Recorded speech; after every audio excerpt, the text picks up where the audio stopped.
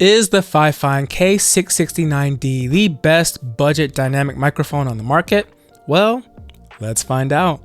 This is a $37 dynamic mic that is primarily advertised as a broadcast, content creator, streaming type of microphone.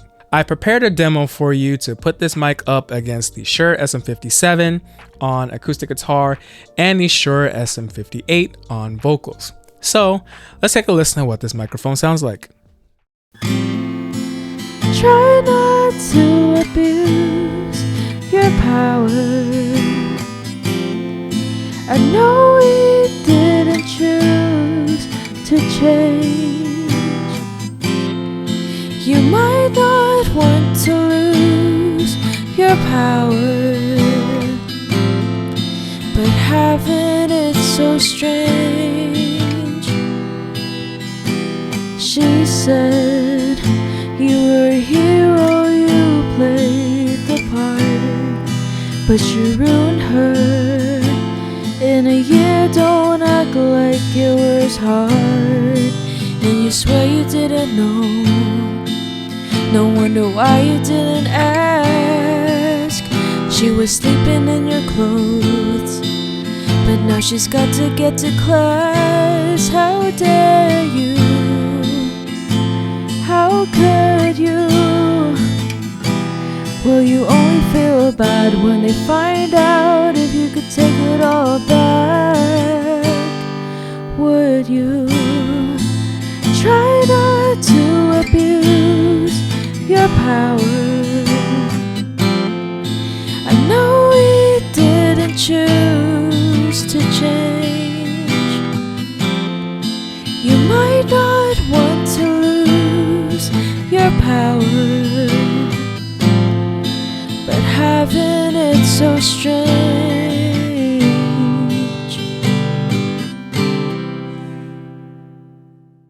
Big thanks to my wife, Rosy L, for being a part of this video. If you'd like to follow her music journey, I'll leave a link to her website in the description. So, before I get into my thoughts and opinions about this microphone, I feel there's some important information you should know. Based on my personal experiences with cheaper microphones, I've just always felt that mics under the $100 price tag were honestly just not worth purchasing.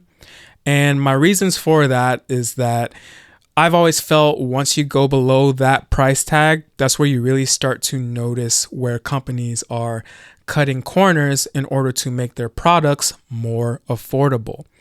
9 times out of 10, that's in the sound quality, but it could also be build quality issues as well as bad accessories. So, seeing as this is a $37 microphone, you can already guess that my opinion going into reviewing this was not very high. I've had it for a few months. I've really been testing it out and putting it through its paces. Was this microphone able to change my opinion? Honestly, no. No, it was not. It almost did, but there's a couple reasons that are keeping me from doing so. The first reason, not as big of a deal breaker, but the build quality of the microphone itself is actually great. It feels really sturdy. It feels like a tank. There's nice weight to it.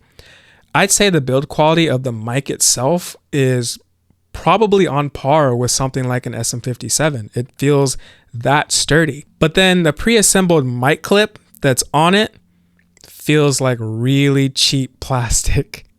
Someone that is much heavier handed than me over time will probably break this mic clip from moving it too many times. That's how cheap it feels.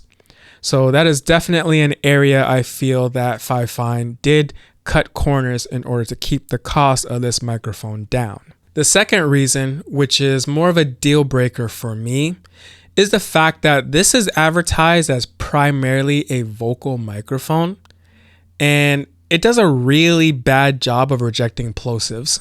Peter Piper picked a pack of pickled peppers. Peter Piper picked a pack of pickled peppers. The capsule in an SM58 is about an inch away from the grill, and the capsule that's in the K669D is about 2 to 3 inches away from the edge of the grill. So despite being closer to the capsule of an SM58, this rejected plosives better than this.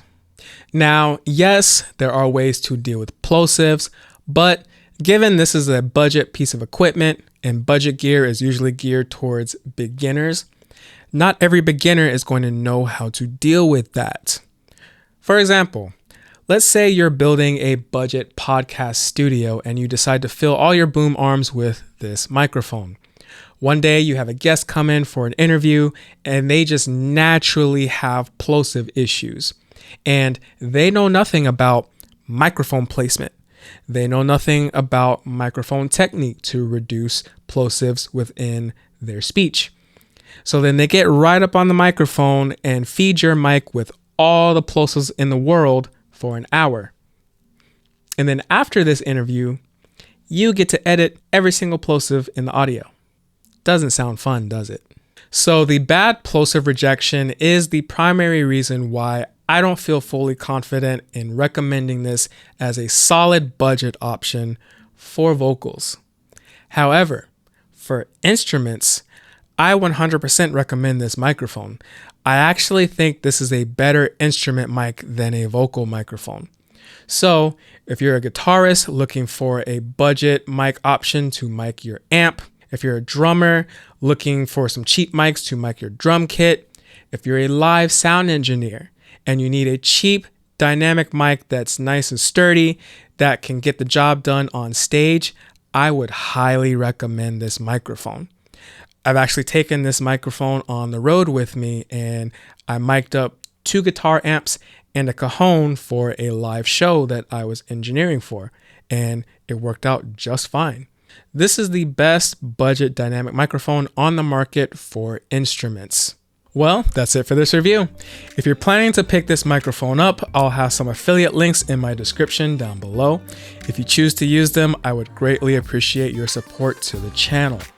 If you're planning to pick this up to be your vocal mic, it is a good sounding mic. I do like the way it sounds, but in order to get around the plosive issues that it does have, you'll either need to use it at an off-axis angle like I'm doing right now, or use a pop filter. Be sure to stick around for part 2, where I'll be reviewing a $37 condenser microphone.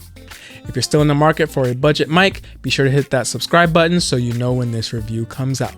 And with that, I'll see you in the next video.